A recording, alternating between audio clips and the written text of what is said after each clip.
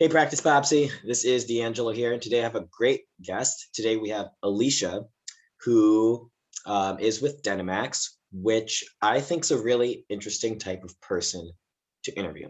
Okay, so we all have like this silent partner in our dental office. We all use dental software like Dentrix or dynamax or Open Dental to manage our office all day long, all day long, all day long. We use these softwares, and it's a huge foundation to our practice. Without the software, our practice is not doing very much. So we are getting to meet one of our silent partners, as I'm calling them. This is Alicia, who works behind the scenes with a dental software, practice management software company. She's with dynamax, which also sells the x-ray sensors that I use in my office. So Alicia, tell us a little bit about your background. I know that you've got a lot of experience, like as a office manager, working in dental office, a consultant, trainer, and now you are a managing director for a software company. So tell us how you got here and introduce yourself. Yeah, thanks for the great introduction. I'm surprised by my own journey, frankly. But basically, I started almost 20 years ago in the dental industry. I was in the hospitality industry working at a resort, and I just got tired of having to work holidays and weekends and all of that. So started looking for a job from the newspaper, because back in the day, that's what we did. Yeah. And found an advertisement for a dental office job. So I started there. I worked in a dental consulting firm that was a little bit different than your average consulting. We actually went into the office and worked basically as an employee there. For a chunk of time, helped get to know the patients, kind of what the office challenges were, implement systems, train other staff members, help them grow their production and collection, and kind of just help smooth things out until we weren't needed anymore. Mm-hmm. And then went on to the next client. Just kind of set things on the right track and then, yes. And then move on. Yeah, what exactly. were some of the things that you found, like when you would go into those offices, like one of the first things that you would find yourself correcting or adjusting? Probably the biggest thing, and this is over 10 years ago now. I would be curious to see if it's still the same, but the biggest issue was that front office staff were not collecting money at the time of treatment. Yeah. And they would just wait until insurance paid or whatnot, and then try to chase the patient down for months on end. Yeah. And so that was usually the first thing, as we started collecting the patient portion on the day of their treatment, or at least setting up a payment plan and getting half of the amount up front and half upon delivery if it was a delivery situation. So that in that scenario, finances are at the forefront as opposed to an afterthought, and then the patient gets a surprise bill, and no one's happy with that. Right. So being with a dental software company, you guys are obviously dynamax. There's a lot of big names in dental software industry. Open Dental is one of the big names. Dentrix is one of the big names. What would you say? If I'm a new dentist and I'm like, all right, which software am I going to use? A lot of people are talking about this one and that one. What's kind of your pitch for why you guys, what makes your software special or unique or valuable? Sure. So I think outside of the software, because most dental software systems do the same thing nowadays, it's really just a matter of how they're doing it, the ease of navigation. Are they giving you hyperlinks and quick action buttons so you can automate some things that would be manual otherwise? Outside of the software itself, I would say it starts with the company. We are privately owned. And so when you call dynamax, you actually get us here in Mesa, Arizona. Yeah. Instead that's huge. That's a big thing. Like, it is. Because kind of like I said in the intro, you guys are a partner of our office.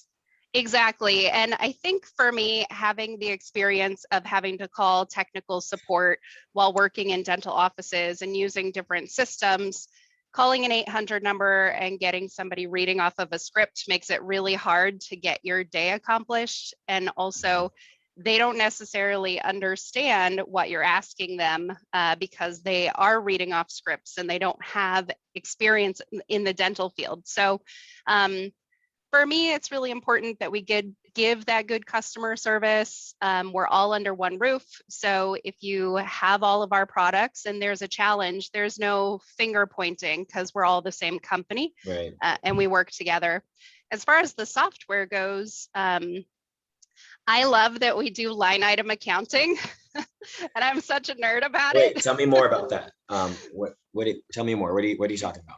Sure. So a lot of software systems have it to where, and I've had this personal experience that the patient may have a $12 balance on their account and it's kind of been rolling over for years.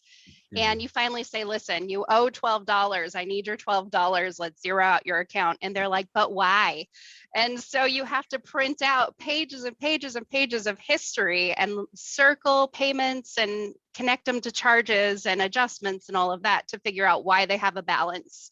With line item accounting, you just look down the balance column because the payment actually gets connected to each individual charge. Okay. Right. And so basically, if there's no balance on that line item, you keep going. And so it adds a level of clarity that eliminates having to go pull EOBs and print out history and try and match everything up manually, I which like that. is Something something that we're always trying to work on reducing. And I'm sure if yes. you've been in other dental offices, you're well familiar with the pile of sticky notes that accumulates at the front desk. Yes. So I'm always looking for ways to reduce that. Do you have any other tips to like reduce the pile of sticky notes that occurs at the front desk in a dental Yeah. office? Absolutely. That was one of my biggest pet peeves is like, where do I put this reminder for myself with, other software solutions? It didn't seem to be in the place I needed it to be to help me with it. So Dentamax actually has a patient journal where you can add journal entries for that person. And then it also has a task list. So you can create a follow-up task for yourself. In addition to the other note spaces that are medical alert notes, we even have a note space for the clinical staff if they need to add a spot that's add a note that says patient needs a pillow and a blanket for their visit. And it's right there in the chart. So we have various note spaces depending on what kind of note and where you're going to be needing that note. Is the task the task note that you mentioned, is that linked to a patient or is that just like a list of tasks for the staff member to be able to kind of stay on top of for themselves? Yeah, so it's actually a list for the staff members. So the doctor could go in like yourself and make notes for other staff to make sure they get something accomplished on a certain day. You can prioritize them. Yeah. So me as like the doctor, I could go into the task list and like write a to-do list and then they would see it and then they would know they had to do it or that I wanted it done without me having to go tell them. Yes, correct. Exactly. Thank God. that probably would reduce like a lot of things that would have to come up in meetings. Yes. Or like, hey, do you have a second? Hey, can you do, I can just put it on the list and then it'll populate in the software. Yeah, it pops up on the day that that task is due.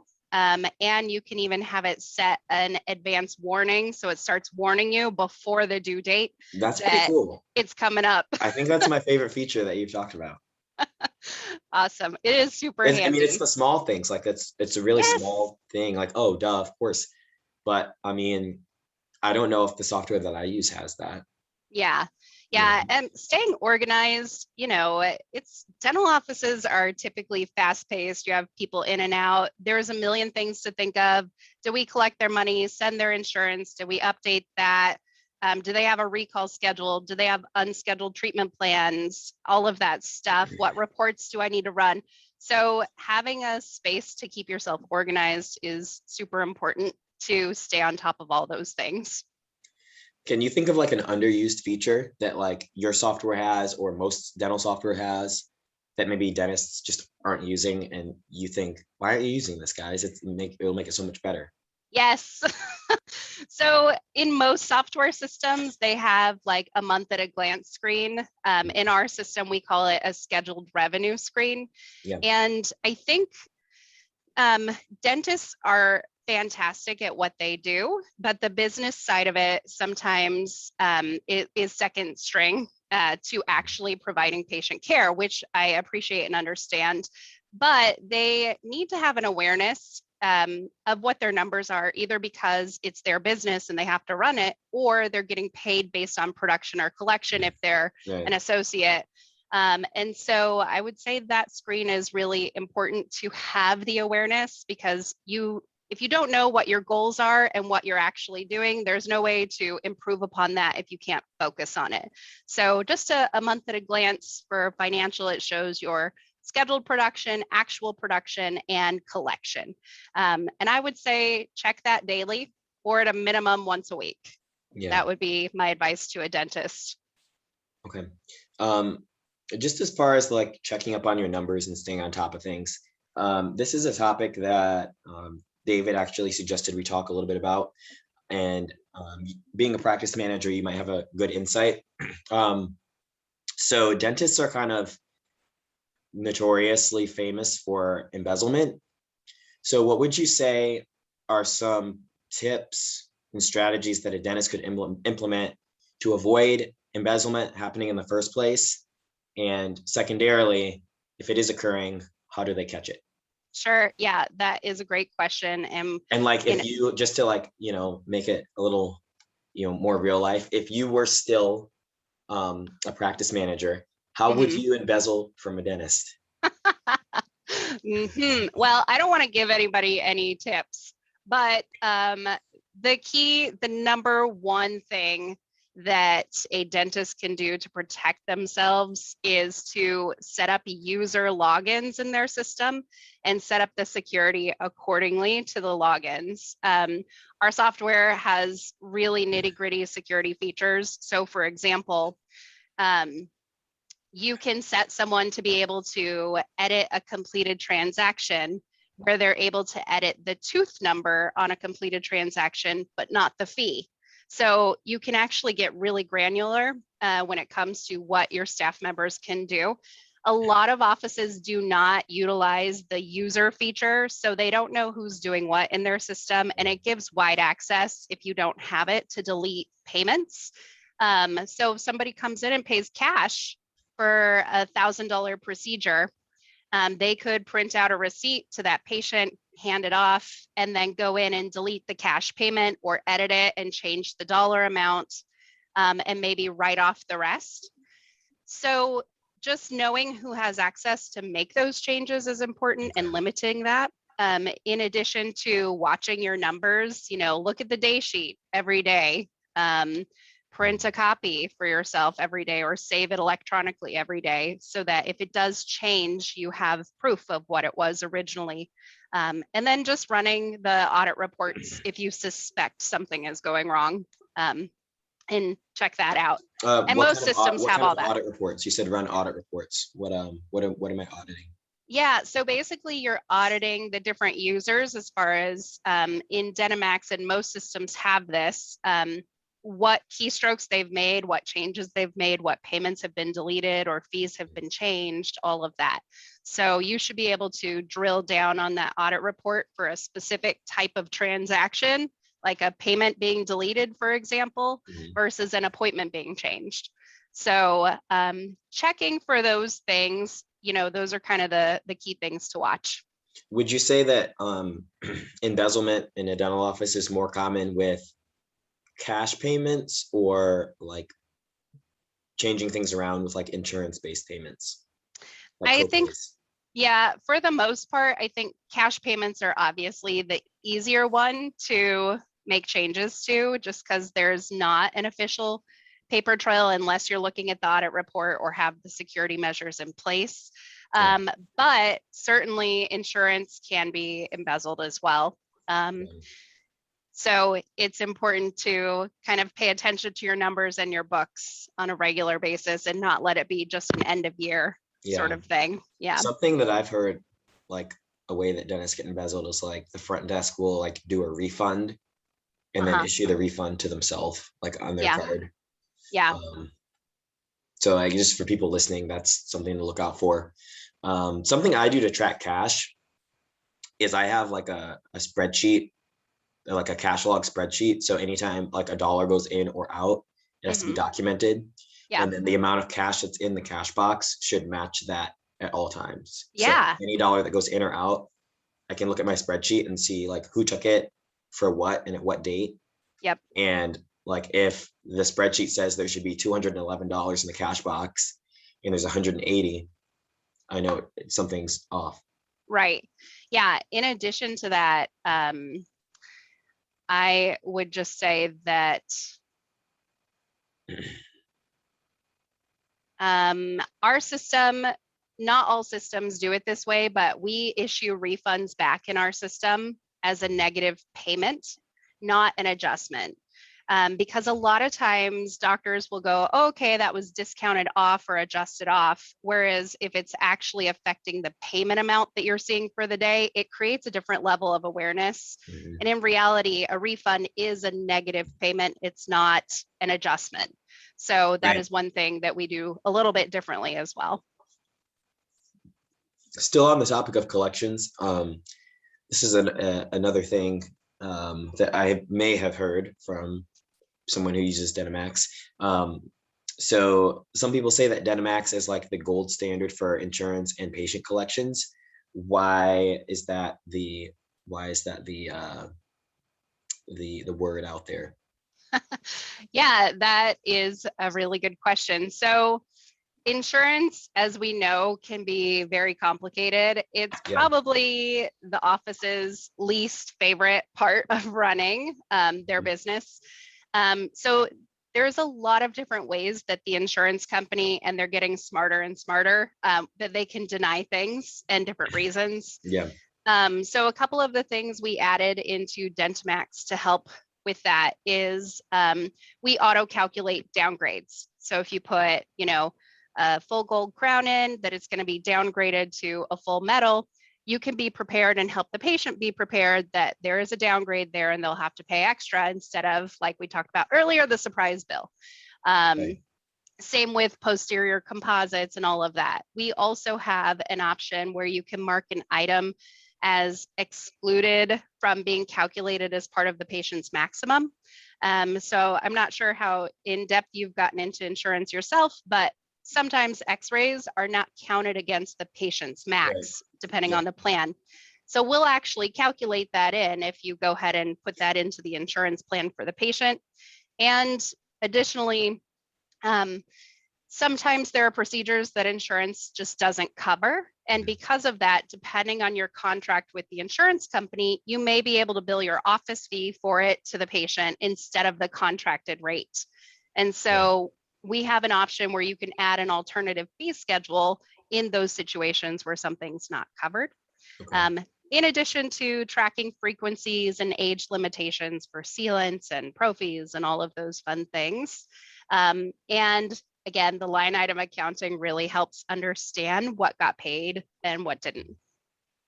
Okay. So like for people interested in using dynamax software, what's your like pricing structure like is it a licensing fee, Sure. monthly support fee, additional fee for additional features?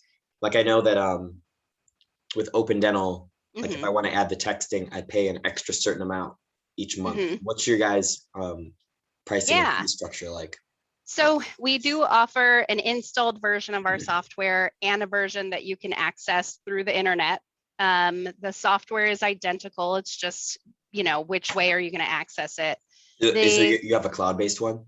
Yeah. Yep. Okay. Yep. You So just you have log a in. server, you have a server-based and a cloud-based version? Correct. Yeah. Okay. And I don't say server-based just because people don't need an actual server. They think I have to get a server grade, just a regular computer. Okay. Yep. So the local version, the installed version, it's very similar to the structure that Open Dental has. It's $139 a month per location. You get up to 10 computers and it's a complete paperless package.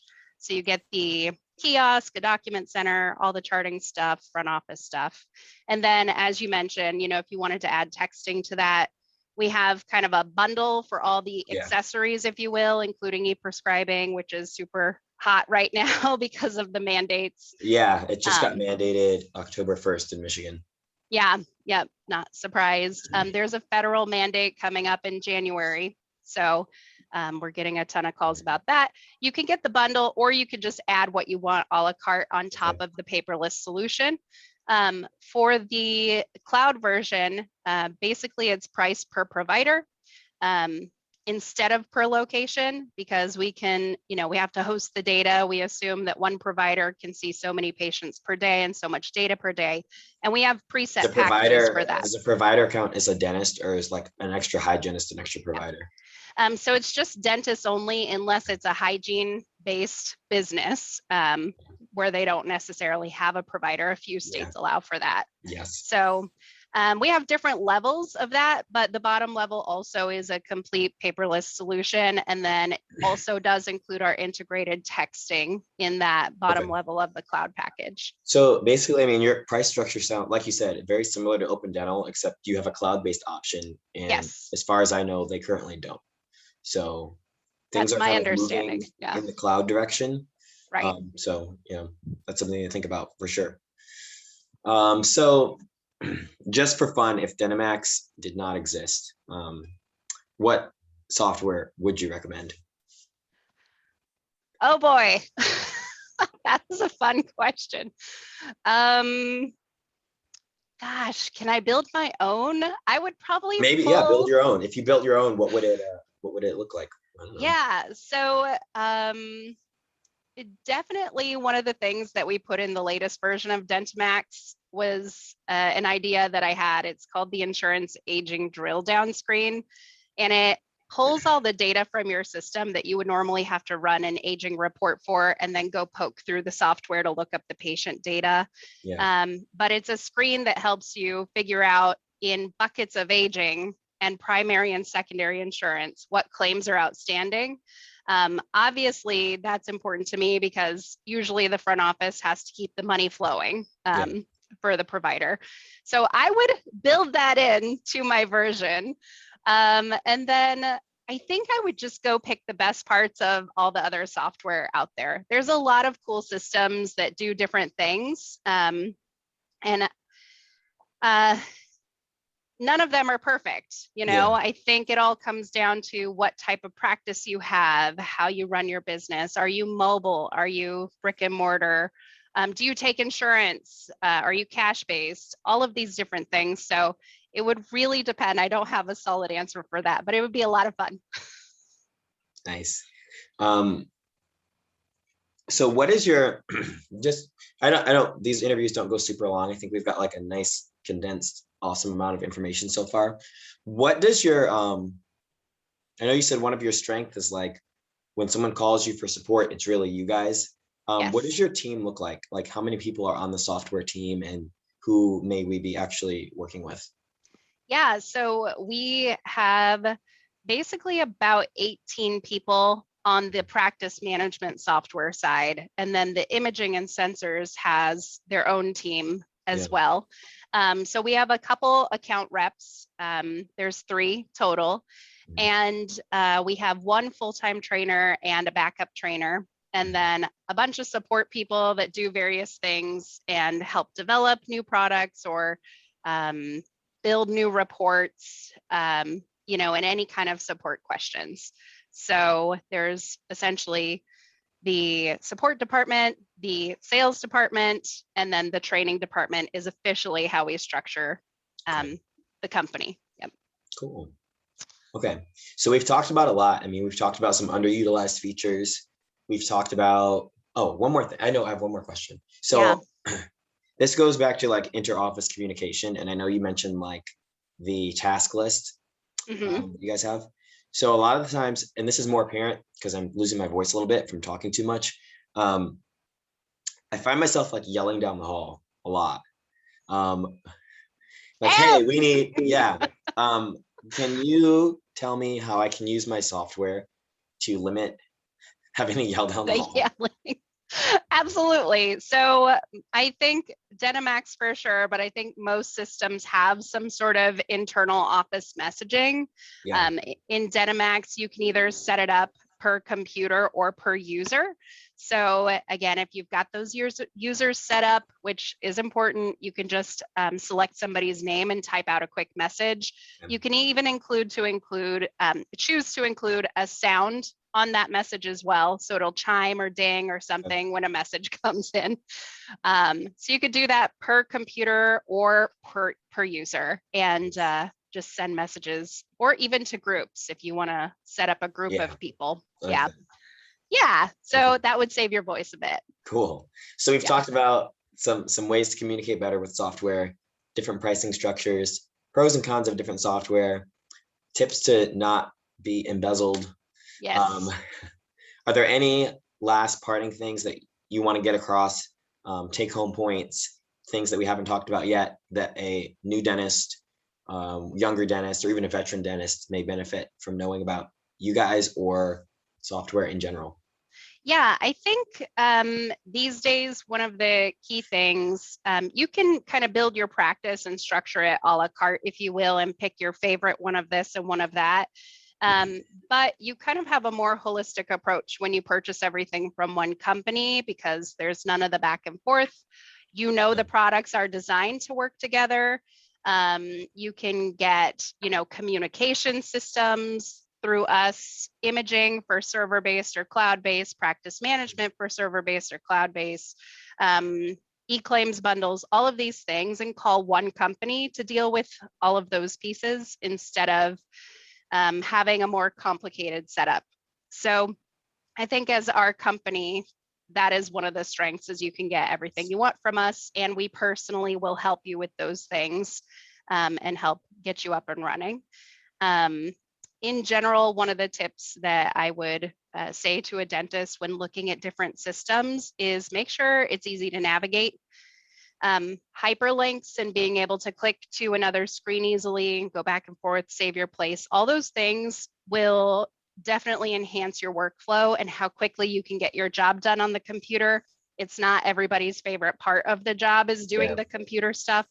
So just make sure that you can navigate the software easily and you're not forced to go down like one set path to get somewhere that makes it harder for you. You want the front and the back office system to work together. And so we can help you with that. Thank you so much for your time today, Alicia. Yeah, thank you. I think that our listeners are going to get a lot of value from this. And I think this is going to be something that they look back on time and time again to get little bits of information. Okay. Yeah, for sure. And if they're struggling with recall or something specific in their office and they just want to understand what systems are out there and what they can do, have them give us a call and we'll be happy to show them, no obligation. We even have free trials that they can get into if they just want to see something else. I love that. And I feel like, I mean, I think that's a great part of you guys being really a personable company. Is, maybe they use a different software, but you have a question and it'll actually be you, not someone, overseas who's not even really with the company. And maybe you're really helpful and they say, hey, they're not even my software company and they were so helpful. Maybe I'll use them. I don't know. Exactly. Yes, we're happy to help. All right. On that note, I'm going to let you go. It was a great time and I look forward to chatting with you again at some point. My pleasure. Take care. Bye. Bye-bye.